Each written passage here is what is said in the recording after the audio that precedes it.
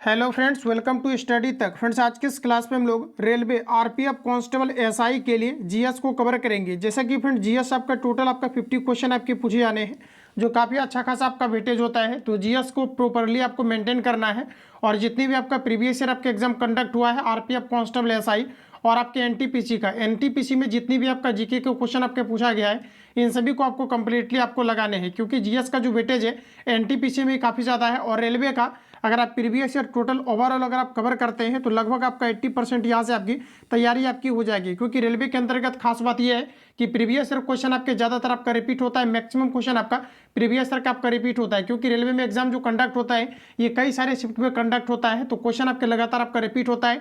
अगर आप previous year को कॉन्सेप्ट के साथ अगर आप इसको क्लियर कर लेते हैं तो 80% यहाँ से आपकी तैयारी हो जाएगी। 20% के अंतर्गत आपको लगातार आपको टेस्ट लगाना है। टेस्ट को लेकर के भी काफ़ी सारे छात्रों का क्वेरीज आ रहा था, तो टेस्ट के लिए यहाँ पर आप थोड़ा सा समझिएगा। तो यहाँ पर क्या है कि दोस्तों टेस्ट भी मैंने आपको फाइनली आपको रिलीज कर दिया हुआ है। टेस्ट आपका आप कंडक्ट होना आपका शुरू हो चुका है, जो कि आपके आर्ट्स एजुकेशन का आरपीएफ कांस्टेबल और एसआई का आपका शुरू हो रहा है, जिसमें कि आप सभी लोग देख पाएंगे कि इसका यहाँ पर खास बात यह है कि सभी आपके सिलेक्टिव क्वेश्चन आपका है। जितने भी अभी आपका टेस्ट में क्वेश्चन आपका डाला जा रहा है ये सभी आपका सिलेक्टिव क्वेश्चन है। जैसे देखिए हाइड्रा प्रजनन करता है तो ये आपका मुकुलन के द्वारा, तो सी आपका सही है। ये सभी आप देखिए आरपीएफ कांस्टेबल आपका एक्सपेक्टेड क्वेश्चन है और आपके एसआई के लिए, जिसमें कि आप सभी लोग देख पाए। इस प्रकार से आपका टोटली यहाँ पर आपका टेस्ट आपको मिलने वाला है। और देखिए यहाँ पर आपका 35 क्वेश्चन आपके जो है आपका रीजनिंग हो गया, 35 क्वेश्चन आपका मैथमेटिक्स है और 50 क्वेश्चन आपका जीएस का है। तो जीएस का वेटेज आपका काफ़ी ज़्यादा है, तो जीएस पर भी अच्छा खासा आपका कमांडिंग होना चाहिए। दूसरी चीज़ें कि आपके टाइम मैनेजमेंट, टाइम जो आपको मैनेजिंग आपको करना है, ये सबसे बड़ा आपका डिसाइडिंग फैक्टर होता है आपके रेलवे एग्जाम में, क्योंकि समय काफ़ी ज़्यादा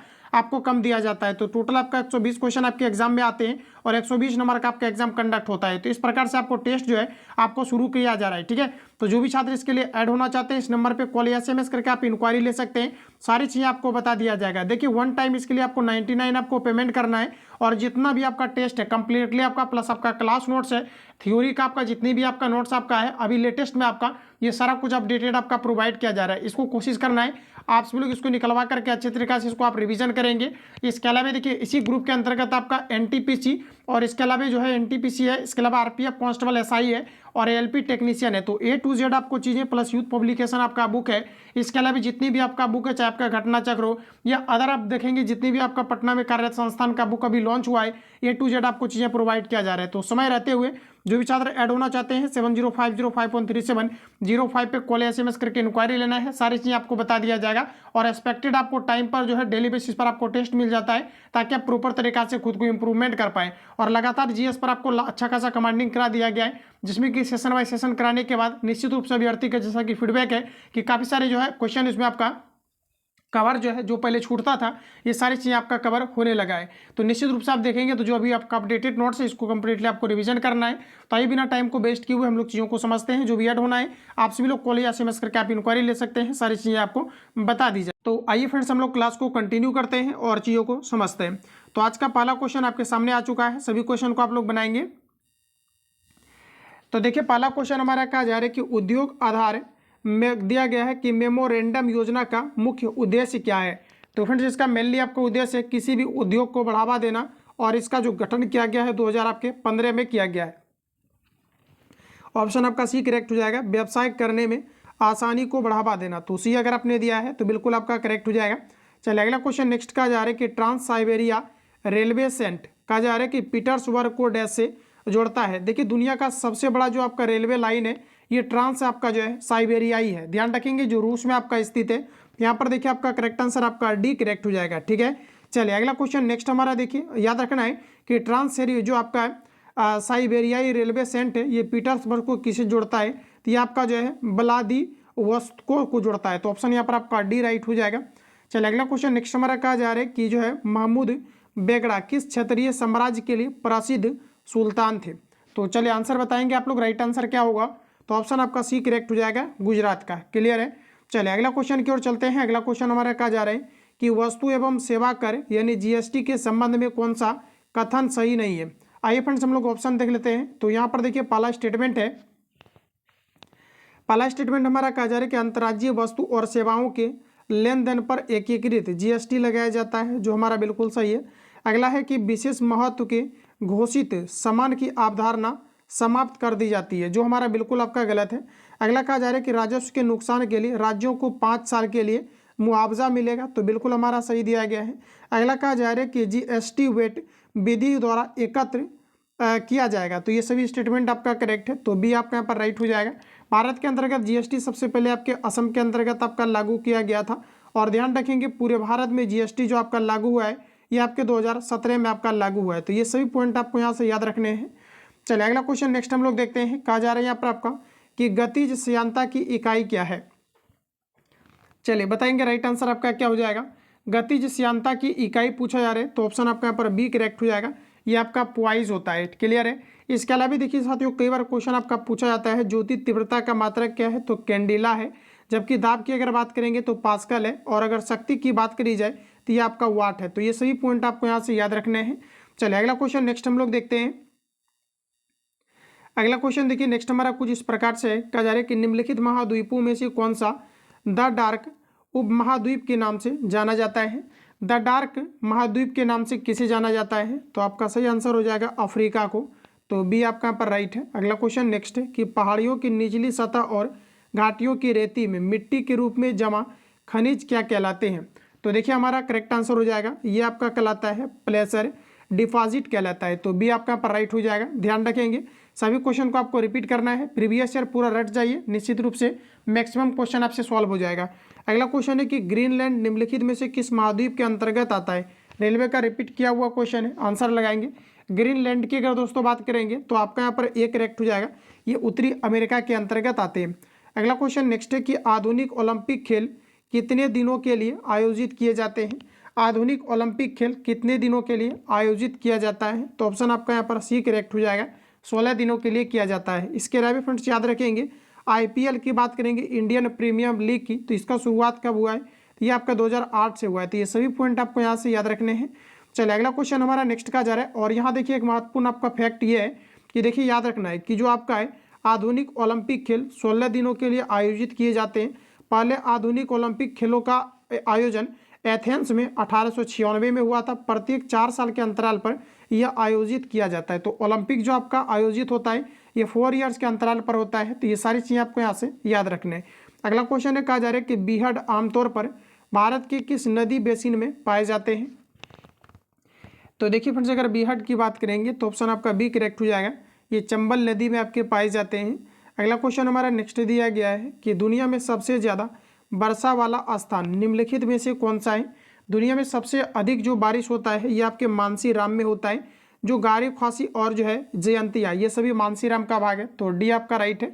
अगर बात करें कि सबसे कम वर्षा कहाँ पर होता है, तो ध्यान रखेंगे ये आपका लेह के अंतर्गत सबसे कम वर्षा होता है, जबकि सबसे अधिक की बात करी जाए तो ये आपके मानसीराम जिसके अंतर्गत गारो खासी और जयंतिया पहाड़ियाँ आती है, तो यहाँ पर आपका सही आंसर आपका डी है। अगला क्वेश्चन फ्रेंड्स इस प्रकार से है कि केंद्र और राज्य के संबंधों के निर्माण के लिए बनाए गए प्रथम 3 सदस्यीय आयोग की अध्यक्षता किसने किया था, तो ये फ्रेंड्स आपका किया गया था RS सरकारिया के द्वारा किया गया था, तो डी आपका यहाँ पर राइट हो जाएगा। चलिए अगला क्वेश्चन नेक्स्ट देखते हैं। नेक्स्ट क्वेश्चन कहा जा रहा है कि रिले शब्द डैश से संबंधित है। चलिए आंसर लगाएंगे, रिले शब्द ये आपके रनिंग से संबंधित है, तो बी आपका यहाँ पर राइट हो जाएगा। अगला क्वेश्चन हमारा कहा जा रहा है कि वर्तमान में भारतीय संविधान में कितनी भाषाएं स्वीकृत किया गया है। वर्तमान में भारतीय संविधान में 22 भाषाओं को मान्यता प्राप्त है, ये जो कि आपके 8वीं अनुसूची के अंतर्गत आता है। मूल संविधान में टोटल 14 भाषा को मान्यता प्राप्त था, तो ये सभी पॉइंट आपको यहाँ से याद रखने हैं। चलिए अगला क्वेश्चन फ्रेंड्स नेक्स्ट कहा जा रहा है कि निम्नलिखित में से कौन सा राज्य हर साल हॉर्नबिल त्यौहार मनाता है। रेलवे का रिपीट किया हुआ क्वेश्चन है। हॉर्नबिल त्यौहार जो है ये प्रत्येक वर्ष नागालैंड के द्वारा मनाया जाता है, तो बी आपका यहाँ पर राइट है। अगला क्वेश्चन है किस अनुच्छेद में वित्त आयोग को अर्ध न्यायिक निकाय के रूप में स्थापित करने का प्रावधान किया गया है। किस अनुच्छेद में वित्त आयोग को अर्ध न्यायिक निकाय के रूप में स्थापित करने का प्रावधान किया गया है, तो ये आपका किया गया आर्टिकल 280 के अंतर्गत, तो बी आपका यहाँ पर राइट है। चलिए अगला क्वेश्चन नेक्स्ट चलते हैं। अगला क्वेश्चन हमारा कुछ इस प्रकार से दिया गया है कि नीति आयोग का अध्यक्ष कौन होता है। नीति आयोग का अध्यक्ष प्रधानमंत्री स्वयं होते हैं, तो हमारा सही आंसर यहाँ पर ए हो जाएगा। स्वतंत्र भारत के पहले जो है आपका ये आपका दोस्तों याद रखना कि जो नीति आयोग है ये पहले आपका योजना आयोग था। ध्यान रखेंगे योजना आयोग की स्थापना कब हुआ है? तो 1950 में किया गया था, जिसके पहले अध्यक्ष के रूप में पंडित जवाहरलाल नेहरू थे। वर्तमान में देखेंगे तो 2015 में नीति आयोग को योजना आयोग के रूप में बनाया गया है, योजना आयोग को नीति आयोग के रूप में बनाया गया है, जिसके अध्यक्ष स्वयं प्रधानमंत्री होते हैं। तो वर्तमान में नरेंद्र मोदी जी हैं। इसमें देखेंगे तो आपके जो है इसे उपाध्यक्ष किन्हें बनाया गया है? तो सुमन बेरी को बनाया गया है। तो ऑप्शन आपका ये करेक्ट हो जाएगा। अगला फ्रेंड्स कुछ इस प्रकार से दिया गया है कि प्रसिद्ध पुस्तक काम सूत्र कहा जा रहा है कि किसने लिखी है? प्रसिद्ध पुस्तक कामसूत्र किनके द्वारा लिखा गया है? तो आंसर बताएंगे, राइट आंसर क्या है? तो ऑप्शन आपका यहाँ पर जो है डी आपका करेक्ट हो जाएगा। ये वात्स्यायन के द्वारा लिखा गया है, तो डी आपका राइट है। इसके अलावा दोस्तों कामसूत्र आपके वात्स्यायन के द्वारा लिखा गया है। मेघदूत रघुवंशम कुमार संभव की अगर बात करेंगे तो कालिदास के द्वारा लिखा गया है। महाविवास की अगर बात करेंगे तो ये आपका वसुमित्र के द्वारा लिखा गया है। अगला क्वेश्चन नेक्स्ट कहा जा रहा है कि एक्सरे की खोज किसने किया था? एक्सरे की खोजकर्ता की बात करेंगे तो WC रॉन्डजन ने किया है। तो बी आपका यहाँ पर राइट हो जाएगा। अगर बात करें कब किया गया है तो 1895 में किया गया है। अगला क्वेश्चन कहा जा रहा है कि एक बड़ी सजा को हल्की सजा में परिवर्तित करना क्या कहलाता है? एक बड़ी सजा को हल्की सजा में परिवर्तित करना लघुकरण कहलाता है, जो भारत के राष्ट्रपति के द्वारा किया जाता है। जो आर्टिकल ध्यान रखेंगे आर्टिकल 72 के तहत जो है भारतीय राष्ट्रपति के द्वारा सजा को जो है परिवर्तित किया जाता है। तो ये चीज़ें आपको यहाँ से याद रखने हैं। अगला क्वेश्चन फ्रेंड्स कहा जा रहा है कि कार्बन के द्वारा अनेक कार्बन परमाणुओं के साथ संयोजक बंध बनाने की विशेषता क्या कहलाती है? तो ध्यान रखेंगे ये आपका कहलाता है श्रृंखला। डी अगर आपने हिट किया है तो बिल्कुल आपका यहाँ पर करेक्ट हो जाएगा। चलिए अगला क्वेश्चन नेक्स्ट देखेंगे। कहा जा रहे हैं कि पहली अंतर्राज्यीय परिषद का गठन कब किया गया था? चलिए फटाफट आंसर करेंगे आप लोग। राइट आंसर क्या होगा? पहली अंतर्राज्यीय परिषद का गठन किस वर्ष आपका किया गया है? तो ऑप्शन आपका बी करेक्ट हो जाएगा। 1990 में किया गया है। नेक्स्ट क्वेश्चन है कि निम्नलिखित में से किस राज्य में लेपाक्षी मंदिर स्थित है? लेपाक्षी मंदिर की अगर दोस्तों बात करेंगे तो ये आपका जो है ये आंध्र प्रदेश के अंतर्गत है। तो सी आपका यहाँ पर राइट हो जाएगा। चलिए अगला क्वेश्चन नेक्स्ट हम लोग देखते हैं। कहा जा रहे हैं कि दिए गए विकल्पों में से कौन सा एक व्यक्तिगत खेल नहीं है? व्यक्तिगत अगर खेल की दोस्तों बात करें तो आपका यहाँ पर लंबी कूद खेल है, स्प्रिंट आपका खेल है, मैराथन खेल है। तो खो खो यहाँ पर आपका करेक्ट आंसर हो जाएगा। ऑप्शन अगर आपने यहाँ पर डी लगाया है तो बिल्कुल आपका करेक्ट है। चलिए अगला क्वेश्चन नेक्स्ट देखते हैं। अगला क्वेश्चन दोस्तों नेक्स्ट हमारा कहा जा रहा है, और देखिए याद रखना है कि जो आपके खो खो होते हैं इसमें अगर टोटल खिलाड़ी की संख्या अगर आपको पूछी जाती है तो प्रॉपरली याद रखेंगे। इसमें आपका टोटल दोस्तों एक टीम में आपके 12 जो है आपके खिलाड़ी होते हैं। अगला क्वेश्चन है जय जवान जय किसान का नारा किसने दिया था? जय जवान जय किसान का नारा देने वाले व्यक्ति हैं लाल बहादुर शास्त्री। तो ऑप्शन आपका यहाँ पर डी सही है। अगला क्वेश्चन हमारा नेक्स्ट है कि भारत ने किस वित्तीय वर्ष जो है IMF के साथ विस्तारित निधि सुविधा समझौते पर हस्ताक्षर किया है? भारत ने किस वर्ष IMF के साथ विस्तारित निधि सुविधा पर समझौते पर हस्ताक्षर किया है? तो ऑप्शन आपका यहाँ पर बी करेक्ट हो जाएगा। 1981-82 में किया है। अगला क्वेश्चन नेक्स्ट का जा रहा है एक घटना जिसमें पेरुवियन तटीय प्रदेश से गर्म समुद्री लहरें बहती है उसे क्या कहा जाता है? तो देखिए क्वेश्चन हमारा कहा जा रहा है एक घटना जिसमें पेरुवियन तटीय प्रदेश से गर्म समुद्री लहरें बहती है उसे क्या कहा जाता है? तो साथों याद रखेंगे इसे आपके कहा जाता है एल नीनो। बी आपका यहाँ पर राइट हो जाएगा। नेक्स्ट क्वेश्चन है कि प्रसिद्ध खिलाड़ी दिया गया है कि खसाबा जाधव किस खेल से संबंधित है? तो ये देखिए आपका संबंधित है कुश्ती से। बी आपका यहाँ पर राइट है। अगला क्वेश्चन हमारे नेक्स्ट कहा जा रहा है कि पृथ्वी के घूर्णन के कारण उत्पन्न आभासी बल को कहा जाता है? पृथ्वी के घूर्णन के कारण आभासी बल को कहा जाता है कोरियोलिसिस बल। जब कोई वस्तु वृत्तीय मार्ग के टाइप का मूव करती है, ध्यान रखेंगे, या फिर समुद्र में लहरों का उठना, ये सभी आपके कोरियोलिसिस बल है। तो बी अगर आपने दिया है तो बिल्कुल करेक्ट है। अगला क्वेश्चन दोस्तों नेक्स्ट कहा जा रहा है कि एंटीबायोटिक युक्त क्लोरीन जो सूक्ष्म जीवों युक्त मिट्टी द्वारा उत्पादित होता है और जो टाइफाइड बुखार के इलाज के लिए प्रभावी होता है उसका नाम क्या है? तो देखिए इसे हम लोग कहते हैं क्लोरो, ध्यान रखेंगे इसे हम लोग कहते हैं क्लोराम फेनिकोल कहते हैं। ऑप्शन अगर आपने बी दिया है तो बिल्कुल आपका करेक्ट है।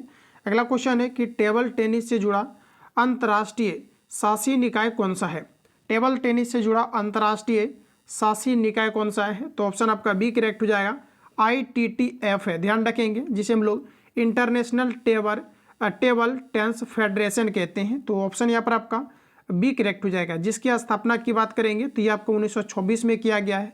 चलिए अगला क्वेश्चन नेक्स्ट देखिए, कहा जा रहा है कि भूमध्य सागर का प्रकाश स्तंभ है। भूमध्य सागर का प्रकाश स्तंभ है, तो ऑप्शन आपका बी करेक्ट हो जाएगा। ये आपका कहाँ पर है, तो ट्रांसबोली में है, तो बी आपका राइट है। अगला क्वेश्चन है कि अधिग्रहण और नागरिकता को समाप्त करने के संबंध में कोई भी प्रावधान बनाने की शक्ति किसके पास होती है। तो ये देखिए आपके कंप्लीटली संसद के पास होता है, तो ऑप्शन आपका यहाँ पर डी करेक्ट हो जाएगा। अगला क्वेश्चन है कि प्रशासनिक सुधार आयोग की प्रारंभ में अध्यक्षता डैश ने किया था। प्रशासनिक सुधार आयोग की प्रारंभ में अध्यक्षता किसने किया था, तो ऑप्शन आपका ए करेक्ट हो जाएगा। मोरारजी देसाई के द्वारा किया गया था। अगला क्वेश्चन नेक्स्ट का जा रहा है कि जीवों की वह घटना क्या है जिसमें मादा जनन कोष गर्भाधान के बिना नए जीव बनाने के लिए विकसित होता है। तो फ्रेंड्स याद रखेंगे ऑप्शन आपका यहाँ पर बी करेक्ट हो जाएगा।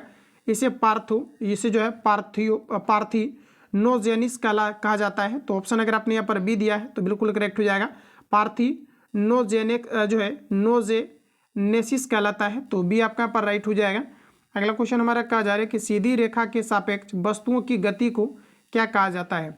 सीधी रेखा के सापेक्ष वस्तुओं की गति को क्या कहा जाता है, तो इसे कहा जाता है एक समान गति। तो ऑप्शन आपका यहाँ पर ए सही है। चलिए अगला क्वेश्चन नेक्स्ट हम लोग देखते हैं। कहा जा रहा है कि राष्ट्रीय विकास परिषद के अध्यक्ष कौन है। फ्रेंड्स याद रखना है, राष्ट्रीय विकास परिषद के अध्यक्ष प्रधानमंत्री होते हैं, तो पहला ऑप्शन हमारा यहाँ पर करेक्ट हो जाएगा।